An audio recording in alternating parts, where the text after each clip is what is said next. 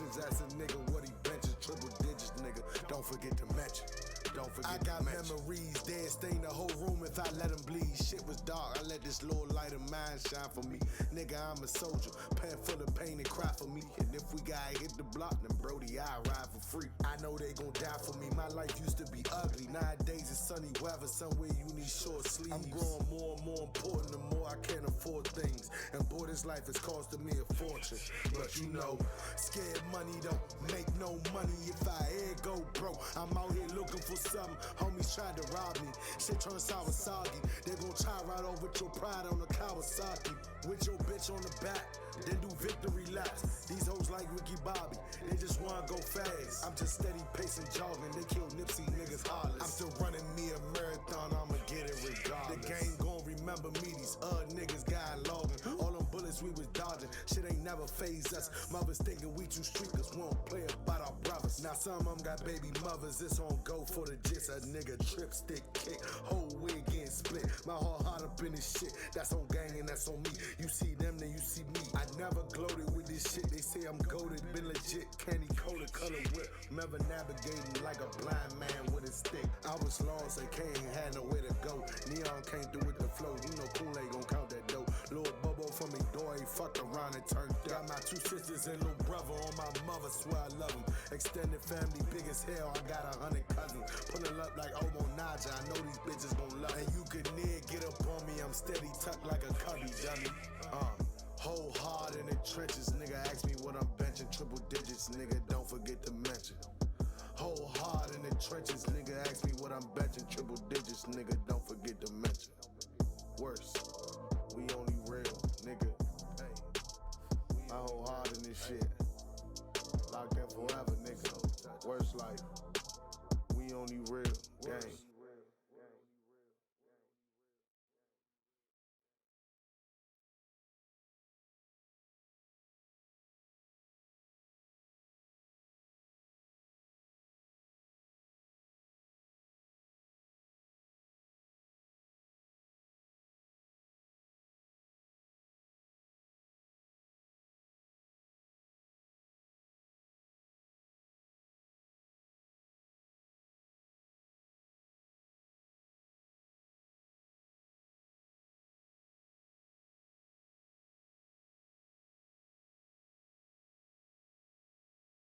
Yes, sir. Yes, sir. Welcome back to another episode of the Trapper Dive podcast, fellas. We do have the big dogs tonight. If you let Rod tell it, we got the big dogs tonight. We're previewing the AFC South tonight, man. And last week, obviously the NFC East. Today we have our guy Sam Fredi and Zach Hicks joining us to preview the Titans and the Colts, man. Style from Jersey, as he likes to say, covers the Tennessee Titans and the co-host of the Unfiltered Titans podcast.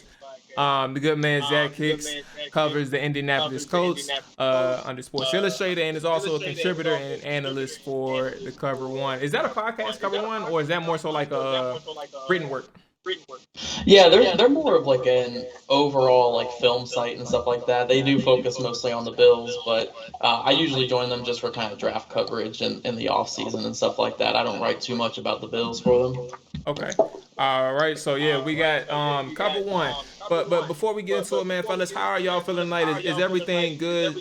Zach, Sal, Rye, all y'all. How are y'all feeling tonight? Feeling good, man. I'm excited. Training camp has started. Obviously, that means we're getting to crunch time, and much sooner than later, we're going to start seeing some real NFL football, and that's an exciting time, I'm sure, for all of us, because that's all we can't wait for every single summer heading into the fall. Yeah, can't complain too much over here. Mostly just Game Pass with their all 22, man. It's killing me right now, but once they eventually get that fixed, then I can't complain too much. And Ryan, what's going on? I'm feeling good too, man. Like Sal just said, training camp started today, man. I'm feeling great, man. Season on the way. I can't wait. Dakota, I'm gonna need you to relax. Again, I told you, you keep messing with me, I'm gonna put you on the roof, bro. Move. So before we get started, man. So hey, actually, Sal, it may. I'm not sure if you are aware. Like, it may be like an audio thing. Through Skype. If you check, because there is an echo. Somebody's telling me now too. Like if you were able to check your settings and like your It's coming audio, from me. it may be because I don't hear the echo through Rye or Zach when they're talking. It's a quick Let fix. me try to switch. I got a better headset. I'm gonna try to put that on. Okay, that sounds good. So Zach, when you're going, oh yeah, it was definitely, I don't know exactly what it was, but it was on Sal's end. But when for those who don't know, I'll just put it that way. For those who don't know, Zach used to be heavy in the Washington football community, man. We talked about it briefly. He was a Locked On Redskins host for a couple years. He was also a fan as well. So I think the thing is with Zach, you had opportunities, you took them. You haven't looked back since. Do you really miss the Washington football team in the community, or it's become a job now for you? Kind of both. I do kind of miss the fan base and talking with a lot of you guys, but I don't miss Dan Snyder. I didn't miss Bruce Allen at all. I did not miss all the crazy. I mean, I did not miss that huge report that came out from Washington Post. I'm glad I wasn't on the beat or anything like that when that situation happened. So yeah, there's aspects I don't miss a bit. Washington football team was obviously not great when I was there covering. It was kind of some average seasons at best. But yeah, ultimately Stampede Blue and SB Nation brought me over to cover the Colts, and I really couldn't say no to it. And I liked the Colts growing up. Peyton Manning was always one of my favorite players, so it was cool to get over there and cover them. But yeah, I do miss a lot of you guys. I do still follow a bunch of you guys and follow the team a lot. But ultimately it's a decision for the career and stuff. And Indy's been great. Very different fans, but it's been fun covering that team. Absolutely. So what are the differences that you noticed between the football team and the Indy fan bases, man? You've been in Indy for a couple years now, so you have a grasp of these two teams and their fan bases. What are those differences that you noticed? Indy's a much smaller fan base, a lot smaller, and that's why I never really get too concerned or whatever when I get like backlash on stuff. How fans can be; they kind of go crazy about every little thing. I never get too down or anything like that because it's such a small fan base. You don't really get that much coming at you. Where when you're covering Washington, man, it's a big fan base. It's a big and crazy, passionate fan base, and Indy's got a passionate fan base as well. They're very, very active, but it's just so much smaller. Even that my scale has kind of gone up quite a bit since I covered Indy. Like my social media presence and all that kind of stuff. But yeah, man, Washington was so much bigger. And honestly, dealing with Cowboys fans and dealing with Eagles fans, I don't miss that at all. Those guys are absolutely insane, especially Cowboys fans. Yeah, Man, nuts, like the only thing close to it, and Sal can probably agree, is Titans fans are kind of close. They're kind of close. Titans fans, I do think that they're kind of close to Cowboys fans in terms of how just big and crazy they are. But not having to deal with the Cowboys fans and stuff like that has definitely been nice. But both very passionate fan bases, so I can't complain obviously about Indy's fan base. They're small, but they're very, very passionate. So Sal, how did it fit? Right time. How did it? What's going on? What's going on, Nick? Well, first off, you didn't come in the right time. You were late. You a host. You a co-host of the show, so you don't come in late talking about you came in at the right time, buddy. Don't work like that. He talked up Cowboys fans and he brought me right up, man. I don't know about that. I don't agree. But Sal, how did it feel to get featured by the Titans on their official account last year, man? I saw that they did a piece on you and you had your opportunity to speak with obviously the Titans. I'm not sure who the guy was, but obviously you had some words for them and they featured you on their page. How did that feel? Obviously knowing that you are a fan of the team and things like that. Yeah, I mean, it was obviously something that I'm never going to forget. The gentleman you were speaking of, his name is Lance Smith. Okay. He handles a lot of the things as far as inside the stadium. He does a lot of PR for the Titans and things like that. So he's someone that I interact with on Twitter all the time. It was very special. I mean, this football team, to say they are basically what my life revolves around would be an understatement. I'm obviously a sports fanatic through and through, but the Titans are they hold a special place in my heart. So to have any kind of recognition by them as an organization was an honor. And the relationships I've built through Twitter with a bunch of our fans over the past 2 or 3 years has been amazing. And to think that it all started because of the benching of Marcus Mariota and how that really is what started the snowball of interaction I've had with so many people. It's crazy because he was my favorite player, and his demise is what really got my my not popularity, but the relationships I have. How that all started was through his benching. So it's kind of ironic at the end of the day, but. Well, let's talk about that for a second because the kid Rye, you know, he felt some type of way for a long time about that boy Mariota getting benched, man. Rye, have you fully recovered, or is I'm saying you still looking your Oh, wounds up this thing? I've fully recovered. I mean, clearly, I feel like it was the best decision for the team. Even though, like Sal said, I mean, if Sal, you didn't, I'm a huge Titans fan, followed your page quite a while. Even though I recently just started to follow you, but your stuff pops up on my timeline all the time. I think we follow a lot of the same similar people, so I see your channel all the time. I think it was super dope that Amy Adams, trying to remember your name. That's crazy. I think that was dope. But at the same time, yeah, man, I'm recovered, man. Brian Tannehill was, my guy. All right. So I got one more question for Zach and Sal before we get into the actual football thing, because for those who don't know, and first off, my bully JB, I'm late, but appreciate the follow. Hope you enjoying the stream so far. We are just getting started, but stick around. You know what I'm saying? Check in the chat if you got any questions, comments, you want to join in the conversation. Let us know.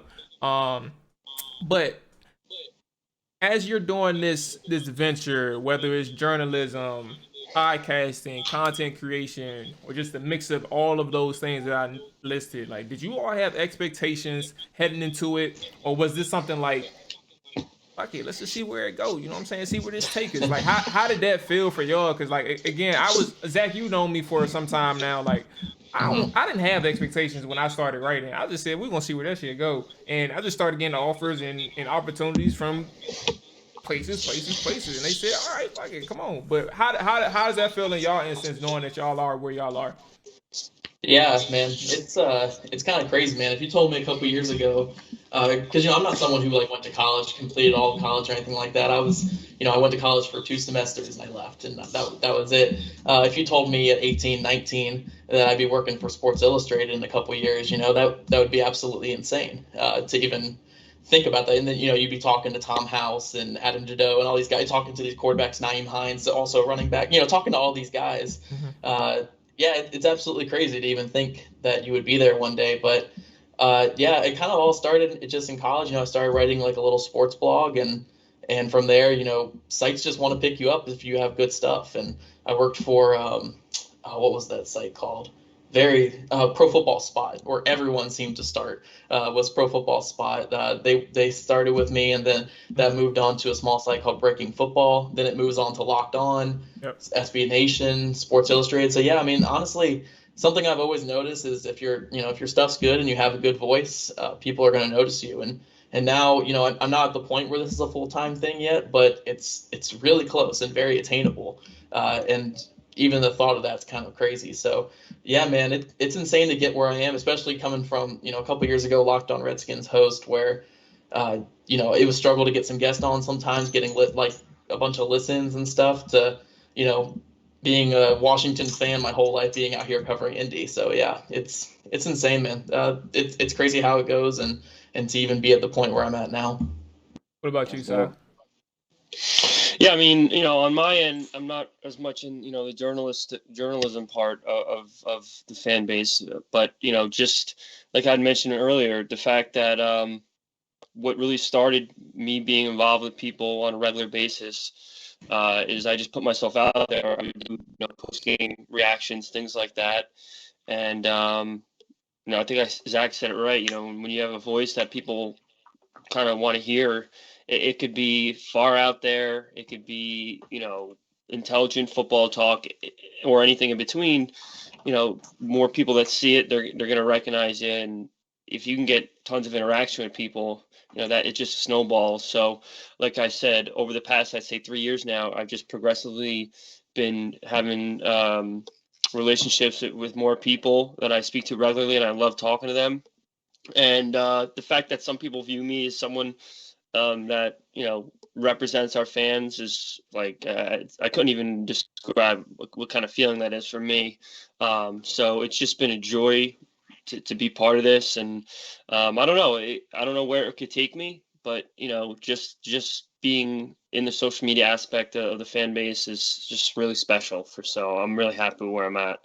You You'd always be surprised. A lot of people know about Sal on Twitter. Like, you'd be surprised. Yeah, I think most people, Ryan, sure. would probably say more for infamous reasons, but nevertheless, it's better to be known for being out there than not being known at all. So Sure. absolutely. Just look at the end of the day, man. It's always best, and that's kind of why we created and developed the Trap or Dive podcast on Twitch of all things. It's always best to just be yourself. And look where it's got y'all. And that's the most important thing with anything that we're doing. Just be yourself and continue to do that. Like, it's not nobody can hold nothing against you if you just continue to do yourself, be yourself. And obviously, it's worked out well for you all. And you all keep propelling. So keep doing the good work, all that good stuff. But let's go ahead and talk about some football. We have training camp that started this week for all of us. Titans, Cowboys. Cowboys started last week. But we ain't really worried about the Cowboys. They need the extra work. I'm saying, yeah, they need the extra work. Skins started this week. And Colts, they started this week too. So, with that being said, both of you all made some competitive moves. And some of the best offseason moves on paper to be considered AFC title contenders. We can go macro with this, Zach and Sal. Just talk about the Colts and Titans. And Sal, I'll start this one off with you first. We can talk about the macro level on the more significant moves this offseason that helped propel the Titans and Zach, the Colts, to becoming conference title contenders. Yeah, I think our GM John Robinson did an outstanding job from top to bottom. I think the nucleus of this offseason obviously would be Julio Jones. Earlier on, some of the things that he was doing didn't make a whole lot of sense because when you lose guys like Corey Davis and Jonnu Smith and you don't really replenish your offense, when you go mostly defense in the draft, it became very confusing, like what we were going to do. And then once we signed Julio Jones, it kind of all made sense. I love the signing of Bud Dupree, of course. I think his upside is tremendous. If you watch him during his time at Pittsburgh, every year essentially he got better and better and better. And before his injury last year, he was on pace for basically damn near Pro Bowl year. So I'm very excited about that. Danico Autry, I think, was a very underrated signing for our defensive line. Obviously, Colt fans are familiar with him. He had an outstanding career there. And like I said, Julio Jones, I mean, he's been my favorite non-Titan for the last 10 years. And anyone who follows me on Twitter will know that. All I do is rant and rave about what an outstanding receiver he is, how he always, he's so dialed in to his profession. You don't see him doing anything crazy. He always has his nose down and he grinds. So to have that guy on my team is, sometimes I got to pinch myself still. So that's how I felt when Adrian Peterson got signed to the Skins, man. I ain't gonna lie to you, man. It's always that one player, that person that you always looked up to or that you always loved, and he's on your favorite team now. Yeah, I mean, that week 1 game when he comes out, it's going to be surreal. And I might shed a tear or two. So I'm going to have the tissues ready. Me too, dog. I'll be right there with you. Yeah. I'll be right there with you. So if you had to give it to one person, outside of Julio, obviously, because you did name a few signings, and obviously you guys went in the draft as well. If you had to give one one person that you'll say is the second biggest piece to help this team out, who would that person be for the Titans? Well, I mean, if you're talking about who, is most important for the progression of the team, I think you could have an argument that it could be either Bud Dupree or Caleb Farley, which was our first round draft pick. I mean, last year our defense was comically awful. They were just, no pressure. Our corners just got picked apart left and right. So he was the piece that we're hoping to build around in that secondary, as well as some other guys in the later rounds like Molden and there's another guy who's still in my mind. But and Janoris Jenkins we picked up as well. But I think, like I said, I think it's probably a tie between Bud Dupree and Caleb Farley, because both of them are expected to revamp their aspects of the defense. Bud Dupree with our pass rush and Caleb Farley with our secondary. Both guys have question marks as of this moment for week 1. We don't know what we're going to get, but we can hope for the best. But, I think you can make arguments for either of those two. So, with all the additions you just named, because you kind of beat me to the punch, because I was just listening to all the additions that you said that we had acquired. But, when you cut the TV on, you watch certain shows, people, tend to not really still consider us a team to go to the Super Bowl because of how bad our defense was last year. So I'm asking, do you think that we've made enough moves, on the defensive side of the ball to put us in that position to whereas you think we can win the Super Bowl this year? I really do. And another thing I've been preaching on Twitter for weeks now, this team, this defense, realistically, they have to be average. They don't have to be fantastic. They don't have to be elite. They don't even have to be top 10. If they can be somewhere above the top 15 mark, then I don't understand how anyone beats this team. I just don't, because there's too many weapons offensively. Numbers are numbers. There's not enough guys on the field to cover Julio Jones, A.J. Brown, and Derrick Henry. I mean, those three guys, it's a pick your poison. It's a cliche term, but it's the realistic term. I mean, how is anyone stopping that? So as long as our defense can get off the field on those dreaded 3rd and 20s, and Ryan, I'm sure you remember how every time there'd be a 3rd and 15 plus, they're like, you know what? Why even watch? It's going to be a first down. Not to cut you off. I'm sorry. I really have to. Yeah, go ahead. I would be literally watching the game, and my brother would watch the game with me. Right? He's a Skins fan, though, but, certain times he watched the game with me. And it'd be 3rd and 15. I say, watch this. They're going to complete this 3rd and 15. And sure enough, they will do it consistently. And I wasn't even surprised at some points of the season. I just really had to sit back and close my mouth because I was going to break stuff. Yeah, and it went further than that. I mean, we've seen 3rd and 20s, 3rd and 24s completed. Terrible. Things that are almost, you would terrible. think are mathematically impossible would happen. So if this team can just be average defensively, I think you'd be crazy not to mention them in the same breath as the Chiefs, as the Ravens, and all the other powerhouses in the NFL. I mean, I'm very, very happy with where we are, and now all the pieces need to be put into place, and they need to perform, and hopefully they do. All right, Zach, where you at, boss? Oh, first and foremost, my bad. Faye, appreciate you checking in, man. I did see you from the Discord. I appreciate you. I hope you're enjoying the show, all that good stuff. Joining the conversation, we're talking AFC South, Titans and Colts. We got the guy Zach who's about to break down on a macro level, the Colts offseason and how it could have, or if it propelled them to AFC title contention. So I'm gonna let Zach tell the story.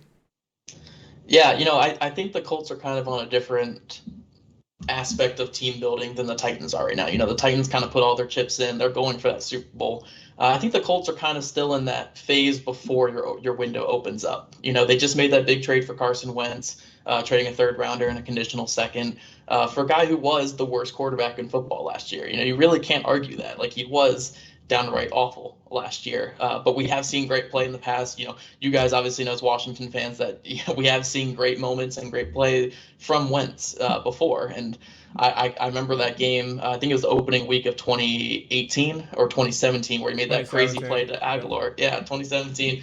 So, he does have the ability to get, to where he was. It's just going to be a wait and see kind of with the Colts. And that's kind of the big emphasis on this whole team with the Colts. Eric Fisher was brought in, but we don't know where he's going to be after this Achilles injury. So he's presumably going to be the starter at left tackle, but he's going to miss the first couple weeks, maybe first couple months of the season.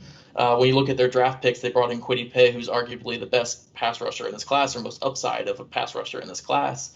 But he is kind of a raw player who didn't really produce a ton at Michigan.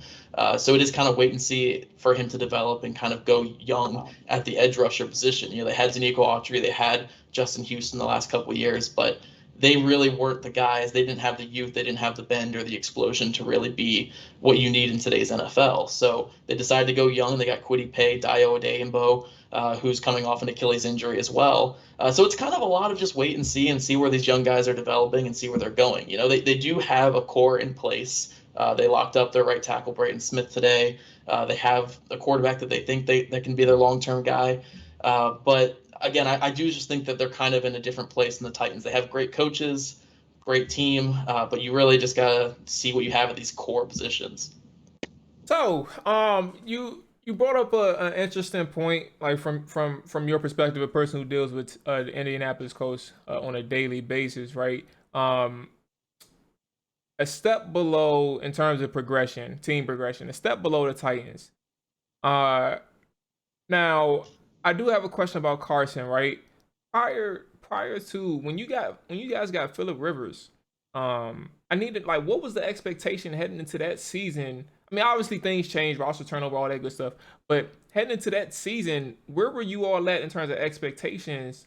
And because I'm trying to see, like, what was a significant drop off, because obviously you do have Carson Wentz, who is there's an assumption, and it's probably 99.9% true that he was the worst quarterback last year. So I'm trying to see where the drop off lies. Zach, what was the expectations last year when y'all had Phillip and versus where y'all at now?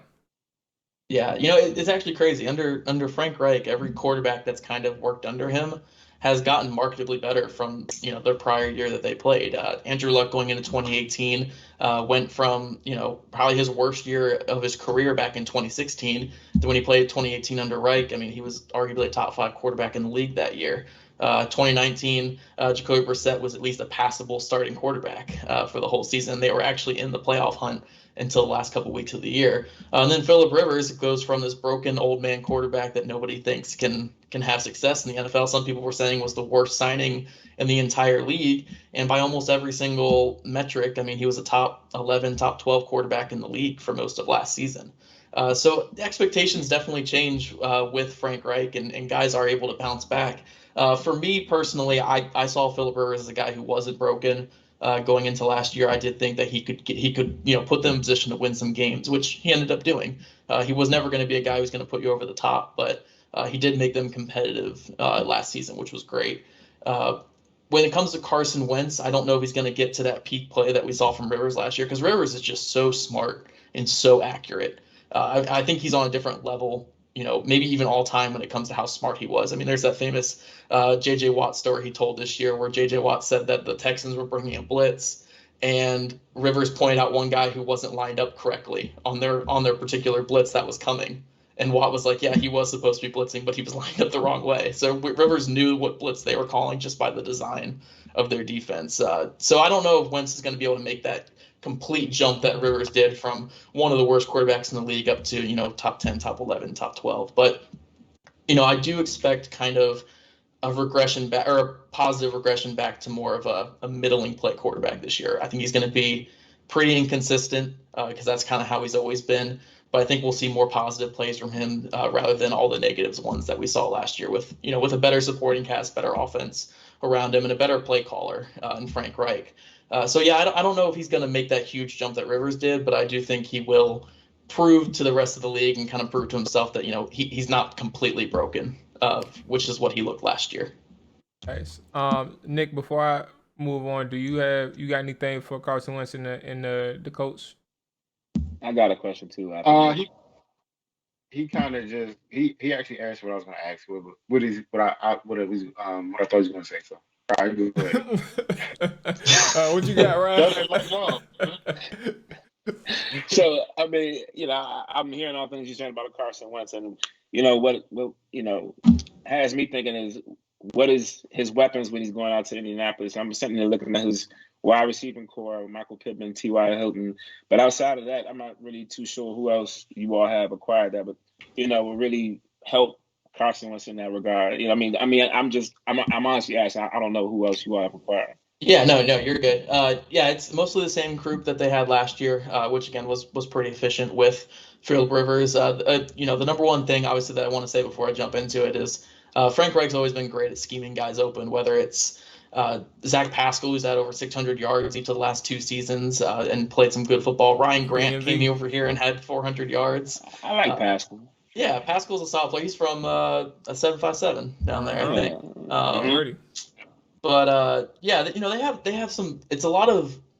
I want to say it's kind of mostly mediocre guys around him, but that's such a big improvement from what Wentz had for most of last year that you can't really complain. You have T.Y. Hilton, who's not what he was, but he's still a very good underneath and intermediate guy.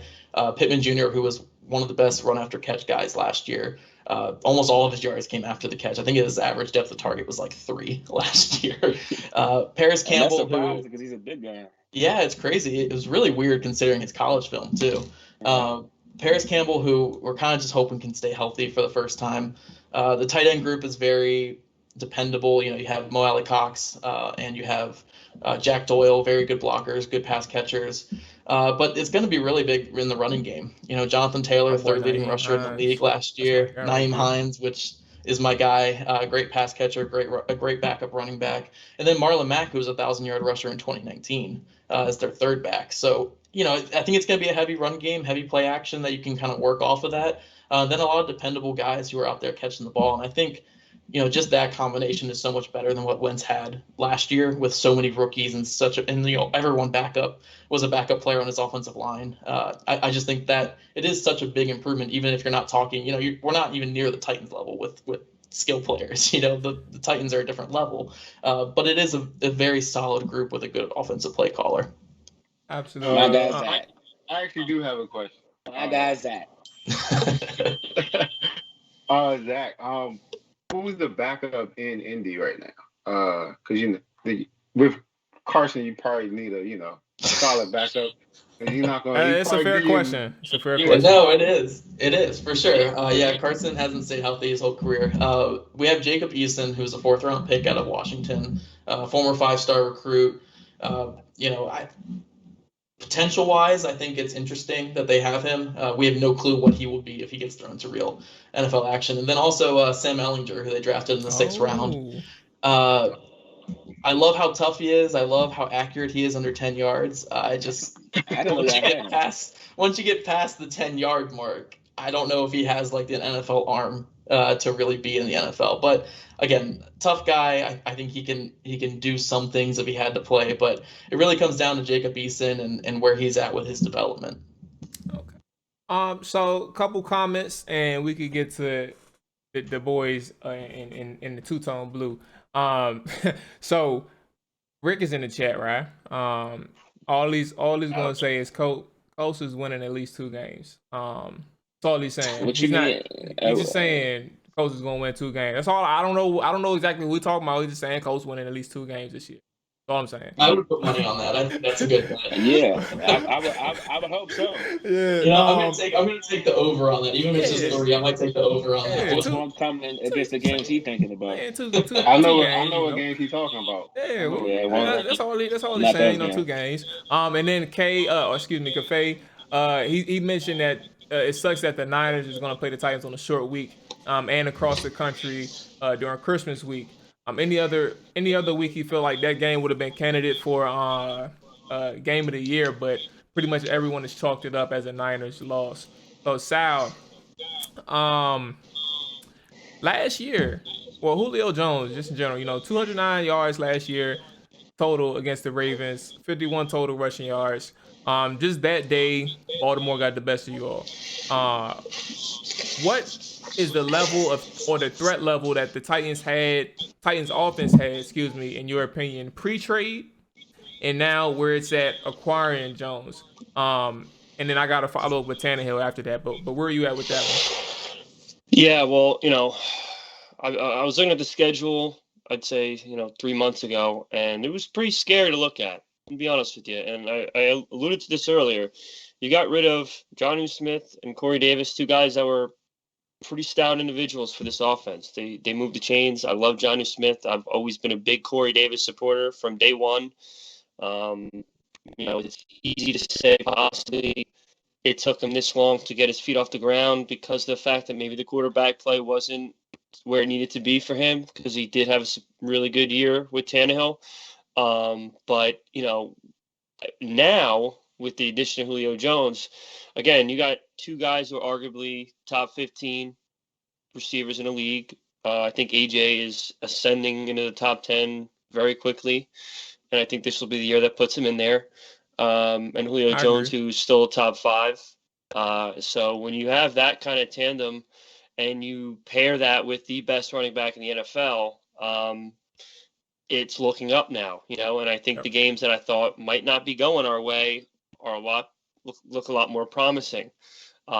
So if I had to give you like a rating of how potent this offense was before and after, when you only have Josh Reynolds as your supplemental receiver for AJ, I had to give it like a 5, because you still have Derrick Henry and AJ Brown, but you add Julio Jones in the mix, and I know just like pizza ratings, there's no such thing as a 10, so I'm not going to say 10, but damn, I mean 9.5.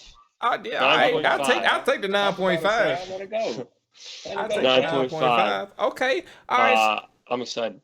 So let me ask you about Tannehill, man. When it comes to philosophy, we understand that generally Tannehill, obviously he's resurrected his career. He was average in Miami. He wasn't terrible, but he's seen as this efficient passer, which is an accurate description. He's very efficient. They don't throw it that much in Tennessee for obvious reasons. But it comes a point where 30th and pass attempts it's not that ideal for any team's offense. I think we can all agree on that. But am I overrating? I'm trying to dig deeper into why this is consistently the case with Tannehill. But am I overrating the trust that the Titans have in Tannehill? Or is this more of a case that they just love Derrick Henry in the ground game?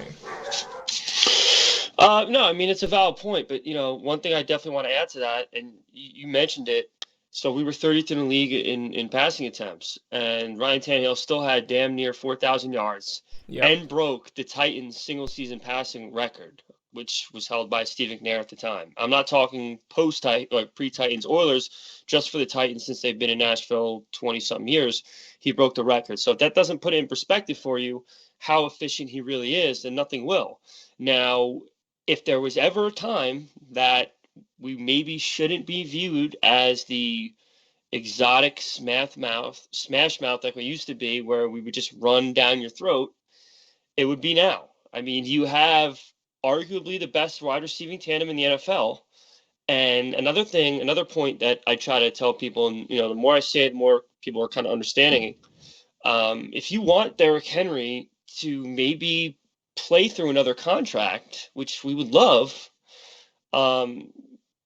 maybe 550,000 carries a year isn't the best thing, okay? Because everyone wants to bark and yell 2,000 yard season, 2,000. That's great.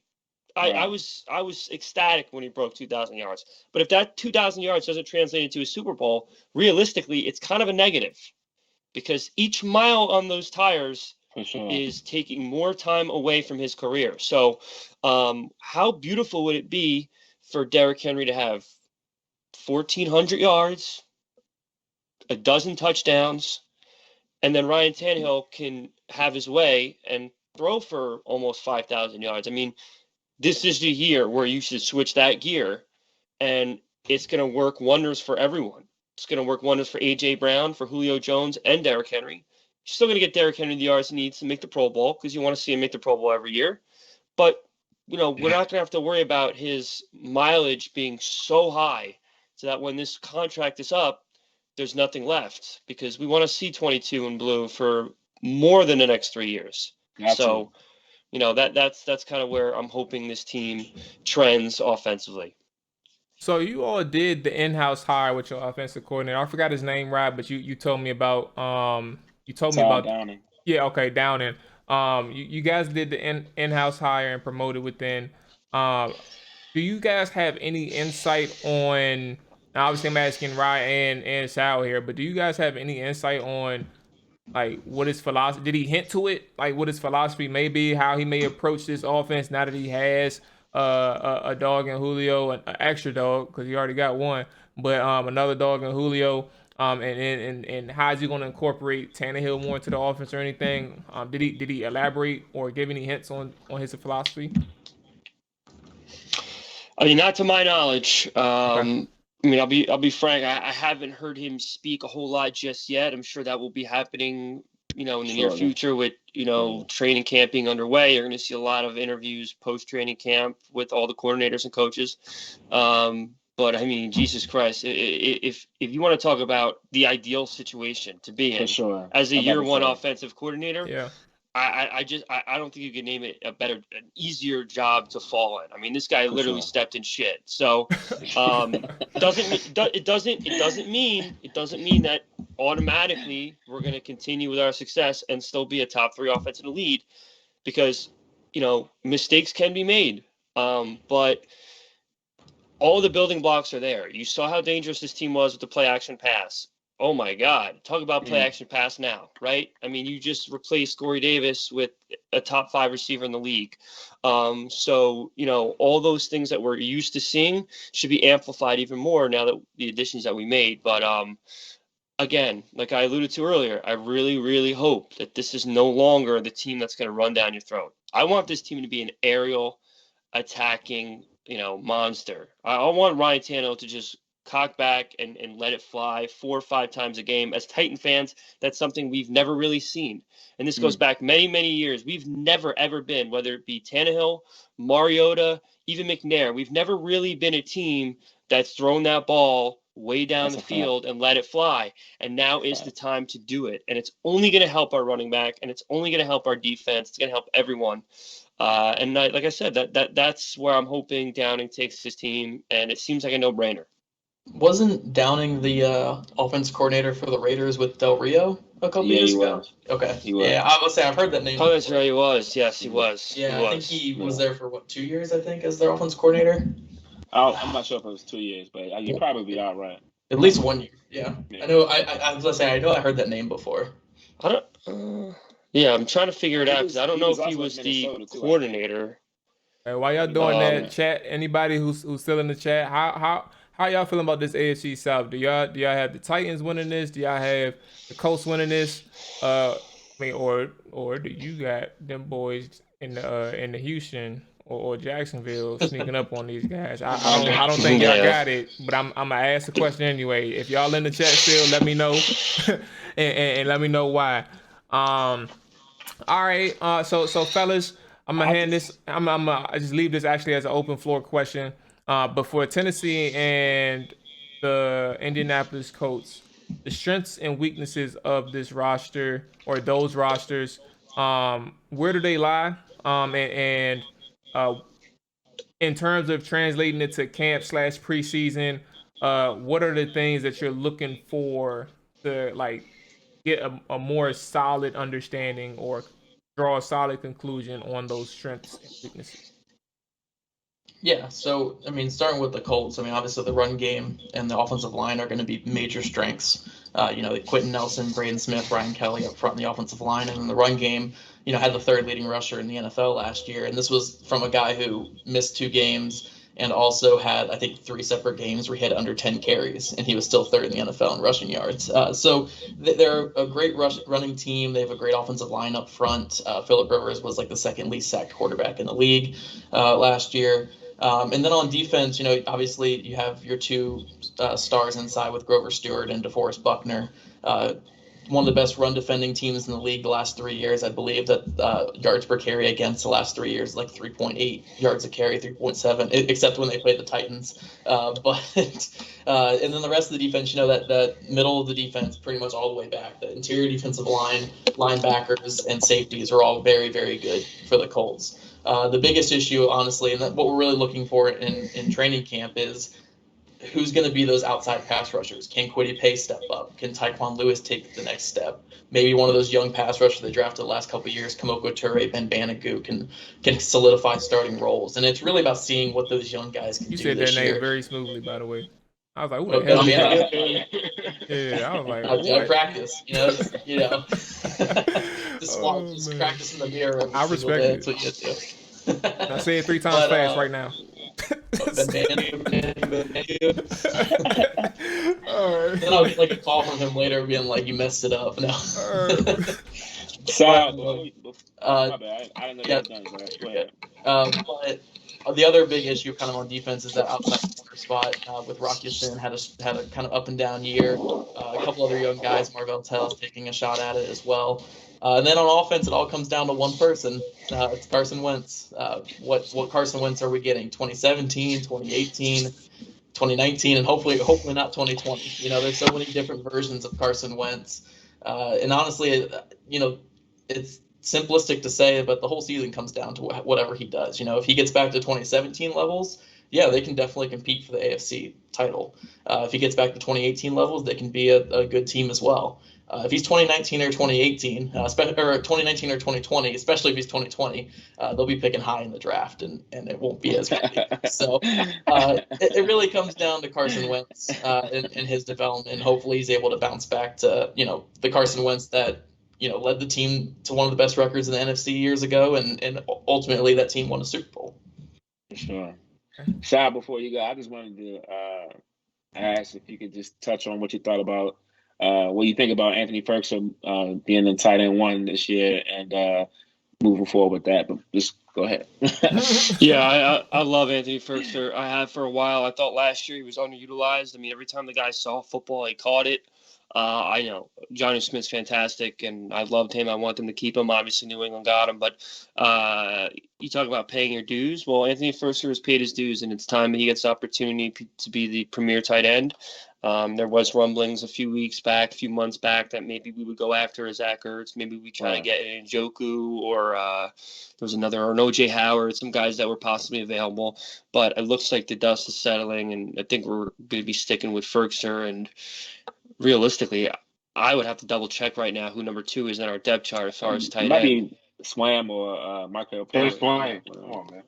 Just Wayne. I mean, I don't know how much I love that, but at the end of the day, Ferguson, you know, he's a phenomenal player. He's an Ivy leaguer, so you know, I'm happy. I'm very happy, and I think that he's going to surprise a lot of people. And I mean, he's another guy you look at, and he should be grinning from ear to ear every time he wakes up because he's on a football team that literally is not going to have enough guys to cover him.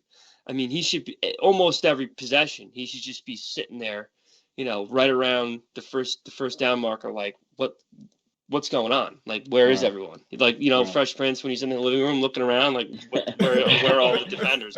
So he has potential to really do some damage, and I think Josh Reynolds is another guy, just to touch on real quick, who obviously right now is considered a third option at wide receiver. He's got to be ecstatic. I mean, you know, there's just, like I said, the numbers don't lie. There's only 11 guys in the field, and you need about probably 15 to 20 in order to contain A.J. Brown, Julio Jones, and Derrick Henry. So as far as first is concerned, I'm very optimistic about his 2021 season. Would you still think? Yeah, like, is the secondary still a concern for you all in Tennessee? Or how big of a concern is that? Yeah, so, you know, now I'll leap into kind of the quick pros and cons about where we're at. So obviously the pros are pretty much. Oh, did we lose Sal? Okay, there we go. I thought we did. Where did I cut off? Were you guys hearing me or still or no? Pros and cons, and it stopped there. Yeah. All right. Yeah. So pros and cons. Obviously, the pros are our offense, right? I mean, that's an obvious thing. Our receiving core and a running back. That's our three-headed monster. Not to sound like, you know, what you would consider a homer, where you only say positive stuff, but I think the negative as of right now is just the unknown, because I think all the pieces are there for to be, you know, successful. I love the Caleb Farley pick. People compare him to Deion Sanders when he's healthy. He's the fastest guy on the team by a landslide. And he's just that guy. He's a ball hawk. So he's another guy like Jeffrey Simmons that would have been way higher on the board if the injury wasn't a concern. We don't know the seriousness of his back injury. He claims on social media he's ready to go. We will see. Yeah. Obviously, he's not training yet, but he doesn't really need to. As long as we see him sometime late August, we'll know, okay, he's ready to go. Mm-hmm. Elijah Molden, the guy we got from, I believe, Washington, another quarterback, he supposedly was one of the premier slot corners in the draft, and we got him at a great value where we got him. So, like I said, it's the unknown for us. Is the secondary still a concern as it stands right now on July 28th? Yes, because we never seen any of these guys compete, and right now Janoris Jenkins is their top corner, who obviously has some miles on the tires, but we hope that he can go back to his old Giant days. And he was actually fairly well. He was fairly good for New Orleans. So even if we get him back to where he was in New Orleans, that's okay. And pass rush is an unknown. We need Fulton to play better, too. I need Fulton. 100%. He's another guy. He's an X factor. Kevin Byard. What kind of Kevin Byard are we going to see this year? Are we going to see last year to where he was a ghost and literally he would run away from the ball? Or are we going to see Kevin Byard from 2017, 2016, where, he was getting a pick every game, it seemed like. So a lot of unknowns, but the pieces are in place. And I think the biggest of all of them is the pass rush. Are the pieces there? Autry, Simmons, Dupree, Landry. Yeah, the pieces are there. Are they going to produce? We don't know. We hope, but we don't know. But if everyone does their job correctly, I think this team is definitely built to compete for a championship. So before we move on to the last question, and again, Sal, Zach, definitely appreciate y'all giving us the opportunity and checking in with the Trap or Dive tonight, man. Everything's been great. Two things actually. I'm sorry. So, fake Kife. I butcher your name, and I do it like 2 or 3 times every time I think about it. I apologize. But he's a Niners fan, and he's in the chat, and he's asking about Nicole Pruitt, and he's asking, how do you all think? It doesn't have to be too long, but how do you all think he will fit with the Niners? In your opinion, do you have an opinion? Oh, Yufa Kife. There we go. Boom. I appreciate that. How do you all think that Pruitt can fit in with the Niners? Do you all have an opinion on him, or how does that work? That's crazy. I still thought we had Michael Pruitt on the roster. Nah. I'm like, what? I'm like, the Niners got Michael? Yeah, so, I think he has potential to. I mean, obviously Kittle's the man there. So unless they do 2 tight end sets, I don't know necessarily how much time he's going to get. Obviously didn't get a whole lot of time with Tennessee as far as playing time, but I've always loved him. I've always thought he was a very underrated player, and he's had some pretty big catches during his career. So I love his size. I think he's, he's got speed. So if he can get opportunities, I do think he'll make the best of them. It's just a matter of, is he gonna? Because obviously George is the guy. And like I said, unless they're doing multiple tight end sets, I just don't know where he fits in. But for San Francisco, it's a steal. Have Michael Pruitt as a second tight end. Definitely paid him a lot less than what I think he deserves because he doesn't get a lot of playing time. But I've always thought he's got a very high ceiling, a lot of talent. Okay. Vrabel loved Pruitt a lot, actually. He talked about it a lot in his press conferences, talking about how hard he plays and all that. Sure. And he helped a lot with the pass protection when Lawan went down because obviously we ran a lot of multiple tight end sets, and he can block. He's a blocker. So I'm happy he's still getting his opportunities in the league because he definitely deserves it. Absolutely. All right. So as we get into the last question here, it's more so about the outlook on the Colts and the Titans and how do you all stack up in the South. Buffet mentioned he had his opinion when I asked about who they had winning the division. Close between the Colts and Titans, but he does give it to the Titans more on that he think that their offense is pretty explosive or has a chance to be pretty explosive. So he does lean Titans for those reasons. So fellas, Colts, Titans, how do you all stack up in the South? And is there a possibility that Houston or the Jags can sneak up on you all this year? I have to ask. No. I mean, they're still still part of the South, so I had to ask. But how do you all? What's the outlook for you all in that AFC South, man? Zach, you want to start? You can. Yeah. I'm not a Colts fan. I don't see everything through like rose-colored glasses or anything like that. And I can realistically look at the division and say I think the Titans are the team to beat. That offense is legit. I mean, really good offensive line. Tannehill's, in my opinion, a top 10 quarterback in the league, and you obviously have 3 elite playmakers on that offense. The defense I'm a little lower on than you guys are, but like you guys said, it just has to be an average defense for them to be one of the best teams in the league, which it obviously can't be. Really good pass rush. I think it's going to come to fruition. So yeah, I think the Titans are easily that top team in the division. I think the Colts do have a chance for sure. But ultimately, again, it's that unknown with Wentz. It's an unknown with the pass rushers on the outside.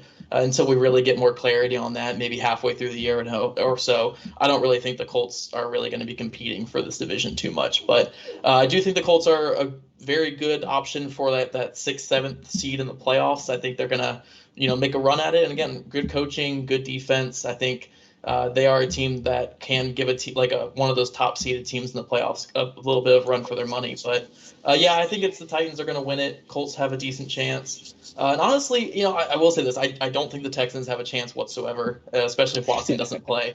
And I really don't think the Jaguars do either. But I could see some scenario where they do cause problems in that division. Trevor Lawrence is legit. They do have some interesting players: DJ Chark, Chenault.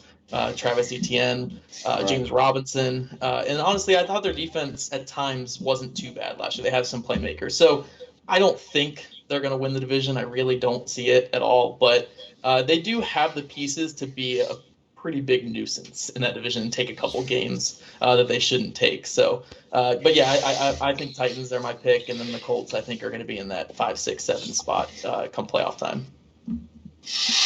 Yeah, I agree. I agree with a lot of what you said. I think the Colts. This is something I haven't really mentioned yet, but I think Carson Wentz is really good. Obviously, last couple of years, I don't have a whole lot to stand on as far as evidence to prove that, but I've always liked Carson Wentz. I think you can make arguments that a similar situation happened to him as Marcus Mariota in Tennessee, as far as the fact that he never really had a whole lot of weapons around him offensively, and protection was kind of a problem towards the end, and it ultimately led to his demise, I think. So totally different play styles as quarterbacks, but still I think the situations are semi-similar. I mean, obviously, I think Tennessee's going to win this division, knock on wood. I 100% do think Jacksonville is going to make a few splashes because they have a lot of young guys who are progressing tremendously, especially on the offensive side of the ball. Josh Allen is very underrated as a pass rusher. I think he's going to have a big year this year. So I like a lot of what they're doing, and I think eventually Jacksonville is going to be a problem, and much sooner than people want to understand and realize. And I try to preach that as much as I can. Like, enjoy all this shit now, like all this trolling Jacksonville because we dog walk them every time we play them. That ship's about to leave the station much sooner than you think. But I think it'll be Tennessee. Hopefully, I predicting them. The bottom would be, I think, 9 wins. The ceiling, I think, is around 12. So hopefully we're the ceiling. But it's going to be a fun year, and I'm very excited. Absolutely. Now, luckily for you all, Jaguars always find a way to self-destruct, similar to Washington. So even if they got a year or two, they'll find a way to screw things up. Just if we're going on track record here. So I think y'all in good shape. Hey, I will say the best thing about Jacksonville is they have Urban Meyer as their head coach. That gives me so much hope. And Tim Tebow.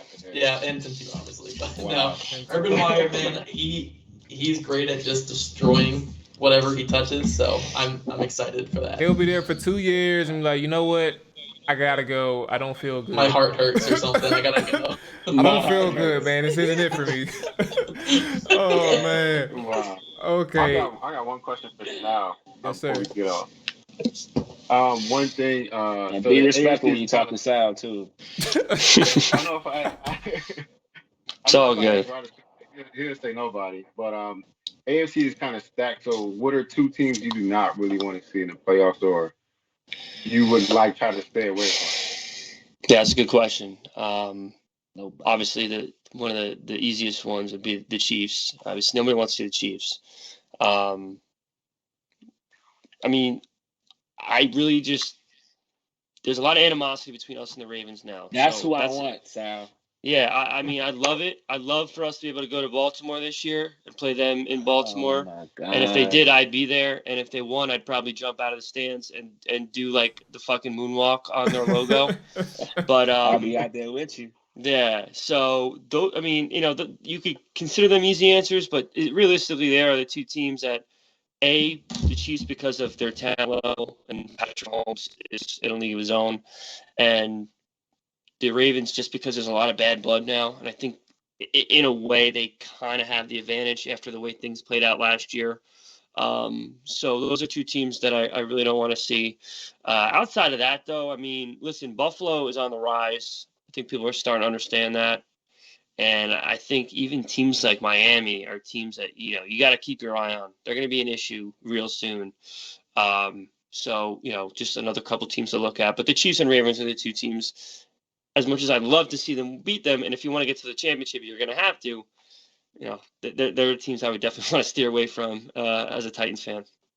Yeah, watch out for the Browns too. Watch out for the Browns. Nah, they don't scare me. The Browns are, and now that they have Clowney, that they're definitely gonna implode. Every team Clowney goes to just falls apart. So Rye is hilarious. Sal, he's been on this thing talk. He hates. I ain't gonna say hate's a strong word, but he had no respect for Clowney's game. Like he produced one sack, and it was the breakaway. Zero. Like he had straight away to the quarterback and whiffed and missed them. Yeah. Like that's the only play that he brings up. Monday night. I won't forget it. But that was the only time he got close to quarterback to really actually pull him down. Then Jonathan Joseph had a pick in Minnesota, and Clowney's like, you know what? I don't feel like giving him the pick six. So I'm just gonna like spear dive at the guy's skull as Jonathan Joseph's running in the end zone, and they call it back. So yeah, I mean, it was bad. As excited as I was when we got him, literally day one, you could just see how it was only about the money for him. He did not care one iota about winning a championship. He did not care one bit that he was a Titan. He just wanted to be there, collect his check, and then figure things out next year. You see, like a guy like Bud Dupree, there's a reason why I just got his helmet signed, because I could see him already. He's grinding. You see him working out. You could see he's happy to be with the Titans long term. So I have a lot of optimism about that situation. But Jadeveon Clowney can go kick rocks, because he turned one of the most amazing days of my life when we signed him into a complete nightmare. So adios. That's exactly what it was. A complete nightmare. And let me just add to this before we get off the show. There's never been a game I could honestly remember to date more than I wanted to fight that day after that Ravens game. I really wanted to fight. So somebody, I was ready to go that day. And it's crazy. The irony of that game was it wasn't our defense that really lost that game. They actually showed up in a sense to where they did enough to win. We just came out in that second half looking like we were lost. And that is a bullet point for some of the Tannehill doubters. He really didn't do enough in the second half. But the Ravens are they're gonna get there. As much as I don't want to see them, they're gonna have their day, and they're gonna get theirs. I know it, and it's gonna be from us, and we're gonna take round 3 back in blood, huh? That's what that boy. We're gonna take round 3. Oh yeah. Okay. All right. So fellas, before we get out of here, man, y'all let the people know where they can find y'all again. I do appreciate y'all time. Y'all were much more generous. We did say around 30 minutes, man, and y'all ended up staying actually the whole show. So I appreciate y'all generosity and sticking in with us. Let the people know where they can find you all, and all your socials, written work. Even though I probably covered that part in the beginning, but reiterate it. You know what I'm saying? Speak up for yourself. Plug talk. Let them know. You guys can find me on Twitter at Zach Hicks 2. Nice and simple. You can also find my work over at Sports Illustrated with the Colts. I think it's Inside Colts and then Horseshoe Huddle, I believe is what the site's actually called. But if you just type in Inside Colts, you'll be able to find that. But yeah, if you find me on Twitter at Zach Hicks 2, I usually respond to people. Maybe not as much now with all the vaccine talk and all that, but I try to respond as much as I can to people. So, and also, I was a Washington fan for a long time, so I'm sure I can talk some Washington ball with you guys if you want. For sure. Yeah, so you can find me on Twitter at Salman Fredi, SalmanFredi. Yeah, I mean, I have a Titans podcast I do with, two good friends of mine who I've met, linked up with through Twitter. Yeah, and that's it.